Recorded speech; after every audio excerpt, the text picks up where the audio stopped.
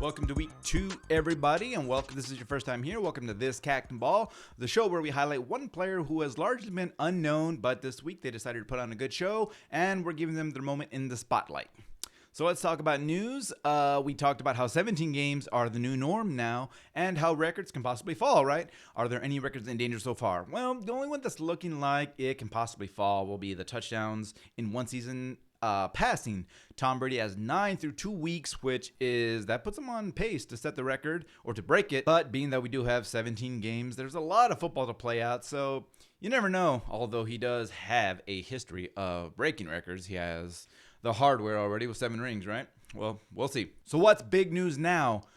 Taunting. Taunting is the new big thing, right? Refs are calling it out. They may not be calling it out the way you expect. A lot of times, whenever they call a personal foul, that's going to be taunting, right? Sometimes it will say taunting. Sometimes they'll say personal foul. Either way, it's going to be cracked down upon this year more than they did in the past.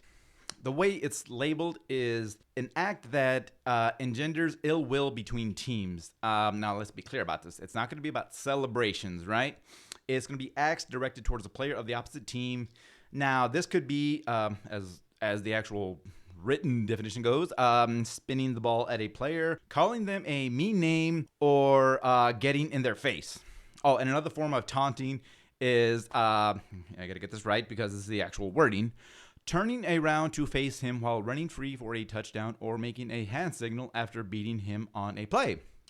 Now, that's just open to interpretation because, if you point at a player, you give him the peace sign, which is actually a big point of, well, I guess controversy, you could say, because last year, Tyreek Hill, star receiver for the Chiefs, did that to a Buccaneers player where he burned him on a play, gave him the peace sign. Nothing happened. They met again in the Super Bowl. A Buccaneers player did that to Tyreek Hill, gave him the peace sign, and he was subsequently penalized and fined for it. So that's, one of the big things where this whole taunting has become a big deal in the league. So you can't do that now, whether you point at him, give him a peace sign, or you flip him the bird. Either way, you're going to get a taunting penalty. So you may as well just flip him off, right? I mean, you could tell the ref, I said, forget you. I didn't say the F word. Anyways, so, whatever you do, you're going to get the laundry. You're probably going to get a fine.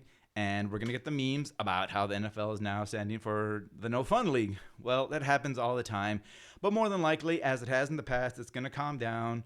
Coaches will more than likely tell their players to cool it with this because fines are detrimental to your paycheck, and also people hate those penalties. As fans and coaches, players, 15-yard penalties are just, that's shooting yourself in the foot, right? Okay, well, let's get back to the basics of the game, and let's get back to players who got back to form. Let's talk about Sharon Rogers. I guess he remembered to put his contacts on this week, and he lit up the Lions. I mean, when doesn't he, right? That's kind of what he does. And when you play them twice a year for, about 15 years? I mean, he's been in the league about 17 or 18, but he's really been a starter for about 15. You got 30 games right there of, padding his stats, which is, well, that's good for him, right? And especially good for fantasy owners. If you got Rodgers, you were pretty happy. He was throwing the ball just classic Rodgers. It was great. Who else is back to form? Derrick Henry was incredible. 35 carries, 182 yards, and 3 touchdowns. I think I'm accurate on that. He also caught 6 passes out of the backfield. That's a lot of work to think of one guy. I mean, he is the workhorse for the Titans, right? 41 touches in one game. That's a pretty big deal. It reminds me of, there's this really famous quote from an Oilers coach, which was, Oilers were the franchise before the Titans became the Titans. Coach Bum Phillips said of his workhorse running back, Earl Campbell, at the time when they asked him, aren't you worried about him getting tired working this hard? And he just said, the ball ain't heavy. So I'm pretty sure that's what they're thinking right now with Derrick Henry. He's right in the middle of his prime, so he probably likes getting the ball 41 times. What else is going on? The rookies. Quarterbacks are not having that great of a time. Trevor Lawrence is, let's just assume he's working out all the bugs, and there are a crap ton of bugs for him to work out. He's got, I think, 5 interceptions already, making a lot of mistakes. Zach Wilson, he had a week to forget about. Second week in the league, threw 4 interceptions. Didn't look very good. Let's see, who did look good out of the rookies? Receivers are still looking pretty sharp. Jamar Chase, still putting up good numbers. Second touchdown in his second week in the league. So that's good for him. If like I talked about picking him up last week in fantasy, most people probably did in the initial draft. So obviously he's still stellar. Speaking of receivers doing well, this leads to this week's cat, who showed us that he could ball. And it's a receiver. We've had some before last year. It's going to be the first one of the year. Last week we got a tight end. Now we have a receiver. And it's going to be from a team that is not necessarily known for their passing game, all right? It's the Minnesota Vikings. First off, you think, well, they have two good receivers that are two very good fantasy options, Thielen and Jefferson. And Dalvin Cook, he's can do everything running back, so three good options. So who else is there that's going to be making a name for himself? KJ Osborne. He's the guy this week winning the award. He had a really good game in a shootout with the Cardinals. He had 5 catches, 91 yards, including a huge 64-yard touchdown pass to kick things off, to open up the game. And it really looked like his breakout game. He had a good week 1 and this solid week 2. Well, let's talk about him for a second. He was the 5th round pick last year out of the University of Miami.